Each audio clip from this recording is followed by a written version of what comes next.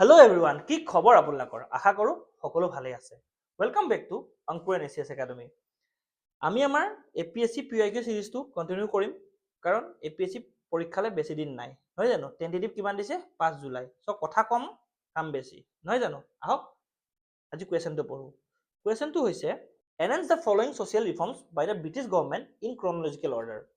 Regulation against infanticide, option 2 regulation declaring sati illegal, option 3 Hindu widows remarriage act, option 4 abolition of slavery. চাওক, British যদিও ইণ্ডিয়াত আহিছিলে লুণ্ঠনৰ কাৰণে, এক্সপ্লইটেশ্যনৰ কাৰণে, কিন্তু ব্ৰিটিছে কিছুমান কাম ইণ্ডিয়াত ষ্টিল ভাল কৰি গৈছে। এনেকৈ এইবিলাক প্ৰথাবোৰ আপোনাৰ সতী প্ৰথা, উইডো ৰিমেৰিজটো ভাল কাম কৰিছে, লগতে বেনিং ইনফেণ্টিচাইড, এবলিশ্যন অফ স্লেভাৰী, এইবিলাক বস্তু ব্ৰিটিছে ভাল কাম কৰিছে। যোনখিনি বস্তু ভাল ভাল কৰিছে, নহয় জানো?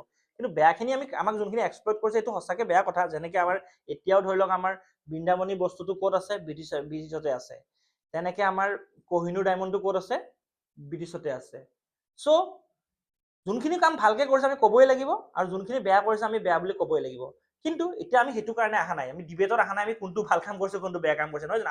আমাৰ আজিৰ মটিভটো হৈছে এই 4খন এক্ট কোনখন কেতিয়া আহিছে, কোনখন কেতিয়া আহিছে ক্ৰনলজিকেলি আমি উলিয়াব লাগে, নহয় জানো?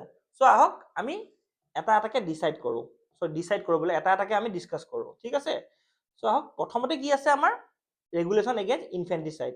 চ' ইনফেণ্টিচাইড মানে কি হয়? এটা টাইমত কি আছিলে ইণ্ডিয়াত, যেতিয়া ধৰক বিশেষকৈ ফিমেল কৈছোঁ দেই, যেতিয়া ফিমেল জন্ম হৈছিলে তেতিয়া কি কৰিছিল? জন্ম হওঁতেই মাৰি পেলাইছিলে, কিল কৰি দিছিলে। চ' সেইটো বেন কৰিবৰ কাৰণে এখন এক্ট আনিছিলে। এক্টখনৰ নাম কি? ৰেগুলেশ্যনছ এগেইনষ্ট ইনফেণ্টিচাইড, ঠিক আছে? এইটো কেতিয়া আনিছিলে মনত ৰাখিব আপোনালোকে। প্ৰথম আনিছিলে 1795ত, তাৰপিছত আহিলে 802 চনত, ঠিক আছে? মনত ৰাখিব। চ' কোন আছিল তেতিয়া আমাৰ গভৰ্ণৰ? তেতিয়া আমাৰ গভৰ্ণৰ আছিলে লৰ্ড ৱেলেছলি, মনত ৰাখিব। লৰ্ড ৱেলেছলি সময়ত এখন এক্ট পাছ হৈছিলে, ঠিক আছে? কি কৰিছিল? বেন কৰিছিল। কি বেন কৰিছিল? ফিমেল ইনফেণ্টিচাইড। বুজি পালে? ফিমেল ইনফেণ্টিচাইড বেন কৰিছিল, মনত ৰাখিব। নেক্সট আহিলে সতী প্ৰথাটো ইলিগেল ডিক্লেয়াৰ কৰা, সতী প্ৰথা। চ' সতী প্ৰথা কেতিয়া ইলিগেল হৈছিলে? 1829 চনত। কাৰ পৃষ্ঠপোষকতাত হৈছিলে? ৰাজা ৰাম মোহন ৰয়, ঠিক আছে? তেতিয়াৰ গভৰ্ণৰ কোন আছিলে? লৰ্ড উইলিয়াম বেনেডিক্ট, মনত ৰাখিব। কেতিয়া হৈছিলে? 1829। কাৰ পৃষ্ঠপোষকতাত হৈছিলে? ৰাজা ৰামমোহন ৰয়। তেতিয়া গভৰ্ণৰ জেনেৰেল কোন আছিলে? লৰ্ড উইলিয়াম বেনেডিক্ট, ঠিক আছে? আৰু এটা কথা এইখিনিতে এটা মই ইনফৰমেশ্যন দি দিওঁ, ৰামমোহন ৰয়ক ৰাজা উপাধিটো কোনে দিছিলে? আকবৰ টুৱে, মনত ৰাখিব। আকবৰ টু, মোগল এম্পায়াৰ আকবৰ টুৱে ৰাজা উপাধিটো দিছিলে, ঠিক আছে? বুজি পালে? কেতিয়া হৈছিল? 1829 চনত।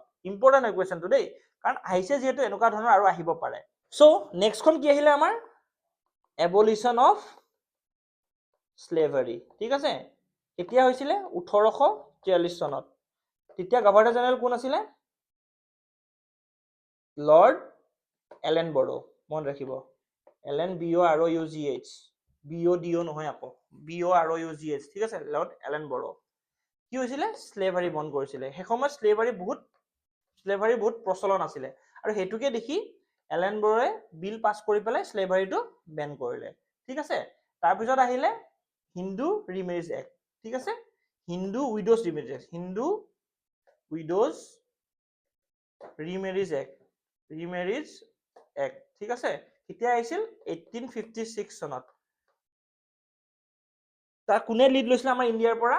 ঈশ্বৰ চন্দ্ৰ বিদ্যাসাগৰ, মনত ৰাখিব, ঠিক আছে? ঈশ্বৰ চন্দ্ৰ বিদ্যাসাগৰে লিড লৈছিলে, আৰু সেই সময়ত গভৰ্ণৰ জেনেৰেল কোন আছিলে? লৰ্ড ডালহৌজি, মনত ৰাখিব। লৰ্ড ডালহৌজিৰ পৃষ্ঠপোষকতাত আমাৰ হিন্দু উইডোজ ৰিমেৰিজ এক্টটো বেন হৈছিলে। বুজি পালে নে আপোনালোকে? চাওক, 4খন আহিছিলে, আমি 4খনৰ কথা পাতিলো। চ' ইয়াৰ এনচাৰটো কি হ'ব? ইয়াৰ এনচাৰটো হ'ব অপশ্যন বি, অপশ্যন বি, ঠিক আছে? ইয়াৰ এনচাৰটো কি? Option B. প্ৰথমতে 1 2 4 3, ঠিক আছে নে? 1 2 4 3, মনত ৰাখিব। 1 2 4 3, ঠিক আছে? চ' আশা কৰোঁ আপোনালোকে এই 4খন এক্ট পঢ়িলে, কাৰণ মই একেইখন এনেকুৱাকে পঢ়িছোঁ কোনটো আপোনাৰ গভৰ্ণৰ জেনেৰেল আছিলে, কেতিয়া হৈছিলে, গোটেইখিনি পৰাপক্ষত পঢ়াইছো। লগতে আপোনালোকে কিছুমান ইম্পৰ্টেণ্ট বস্তু পঢ়ি থব, যেনেকে আমাৰ এডুকেশ্যনৰ কাৰণে কিছুমান এক্ট আছে, আমাৰ ধৰি লওক এডুকেশ্যনৰ হান্টাৰ কমিশ্যন আছে এডুকেশ্যনৰ কাৰণে, মেকলো মিনিটছ আছে, মেকলো মিনিটছ, ঠিক আছে। লগতে আমাৰ উডছ ডিছপেচ আছে, হয়নে, উডছ ডিছপেচ আছে। লগতে ইউনিভাৰ্চিটিজ এক্ট, এইখিনি বস্তু এডুকেশ্যনৰ কাৰণে বহুত ইম্পৰ্টেণ্ট। আৰু চেডলাৰ্ছ কমিশ্যনো আছে, এইখিনি পঢ়িব আপোনালোকে, মানে কমিশ্যনবোৰ ভালকে আপোনালোকে পঢ়ি ল'ব, কাৰণ বহুত বেছি ইম্পৰ্টেণ্ট হয়, ঠিক আছে। লগতে মই কেইখনমান নাম আপোনাক কৈ দিছো। এখন আছে caste disabilities removal act. Removal act কেতিয়া আহিছিল? 1850 আহিছিল। চাব এবাৰ, বা আমি হলেও পঢ়াই দিম। লৰ্ড ডালহৌচি সময়ত আহিছিল, ঠিক আছে। ফিমেল ইনফেন্টিচাইডটো আমি পঢ়িলো। তাৰপিছত আহিলে বিয়াৰ এজৰ, চাওক, এজ অফ কনচেন্ট এজ দেই, age of consent act. Age of consent act কাৰ সময়ত আছিলে? Lord Lansdowne. তেতিয়া বিয়াৰ বয়সটো ছোৱালীৰ 12 বছৰলৈ বঢ়াই দিছিলে। ভাবকচোন, 12 বছৰলৈ বঢ়াই দিছিলে, কিমান কম আছিলে। কি হয়? এজ অফ কনচেন্ট এক্ট, ঠিক আছে। প্ৰথম কোনে কাৰ আণ্ডাৰ আহিছিল? লৰ্ড লেন্সডাউনৰ আণ্ডাৰ আহিছিল, ঠিক আছে। কি কৰিলে? 12 বছৰলৈ বঢ়াই দিছিলে। তাৰপিছত আহিলে child marriage restraint act. Child marriage restraint act কেতিয়া আহিলে? 1929, ঠিক আছে। গভৰ্ণৰ কোন আছিল? Lord Irwin. মন ৰাখিব, লৰ্ড ইৰউইন। কি কৰিলে? মিনিমাম এজ কাৰ কৰিলে? গাৰ্লছৰ কৰিলে 14 বছৰ, বয়ৰ কৰিলে 18 বছৰ। আগতেতো 12 আছিল, এতিয়া গাৰ্লছৰ 14 বছৰ কৰি দিলে। চ' 12 কাৰ সময়ত আছিলে? লেন্সডাউনৰ সময়ত, ঠিক আছে। কি নামটো কি? এক্টখনৰ এজ অফ কনচেন্ট এক্ট। 12 বছৰলৈ বঢ়াই দিলে ছোৱালীৰ বিয়া পতা বয়সটো। তাৰপিছত লৰ্ড ইৰউইনে কি কৰিলে? গাৰ্লছৰ 14 বছৰ কৰিলে, বয়জৰ 18 বছৰ কৰিলে, ঠিক আছে। লগতে আমাৰ ইণ্ডিয়ান পেনেল কোড আছে, ইণ্ডিয়ান পেনেল কোড, ঠিক আছে। লগতে আছে আমাৰ ইণ্ডিয়াজ এভিডেন্স এক্ট, হয়নে। এইকেইটাৰ নাম বৰ্তমান বদলিছে। এই নামকেইটা কি আপোনালোকে মোক জনাব পাৰিবনে বাৰু কমেণ্ট ছেকশ্যনত? ইণ্ডিয়ান এভিডেন্স এক্ট আৰু বুজি পালেনে? এতিয়া ইণ্ডিয়ান পেনেল কোডখন বৰ্তমান কি হ'ল? ভাৰতীয় ন্যায় সংহিতা, হয়নে, ভাৰতীয় ন্যায় সংহিতা। আৰু এভিডেন্স এক্টখন কি হ'ল জানেনে আপোনালোকে বাৰু? এভিডেন্স এক্টখন এতিয়া বৰ্তমান হ'ল ভাৰতীয় সাক্ষ্য অধিনিয়ম। কি হয়? সাক্ষ্য অধিনিয়ম, মন ৰাখিব, অধিনিয়ম, মন থাকিবনে? আৰু IPC খন কি হ'ল? চ' চাওক, আপোনালোকক মই পৰাপক্ষত কেইখনমান কমিশ্যন বা এক্ট বা কিবা কিবি ৰিফৰ্মছ আপোনালোকক মই অলৰেডি এই কুৱেশ্যনটোত পঢ়ালো। ষ্টিল মই বিচাৰো আপোনালোকে নিজে কিছুমান বস্তু চাৰ্চ কৰক, চাৰ্চ কৰি পেলাই নিজে পঢ়িব ট্ৰাই কৰক। চাওক, কথাটো এনেকুৱা হয়, মই আপোনালোকক ৰাস্তাহে দেখাব পাৰিম, কিন্তু খোজ আপোনালোকে নিজে কাঢ়িব লাগিব। চ' আপোনালোকে অলপ ট্ৰাই কৰক, ৰিচাৰ্চ কৰক। নোৱাৰিলে বাৰু আমিতো আছোৱেই, আমাৰ অফিচিয়েল নাম্বাৰ আছে, এইটো 9181457322।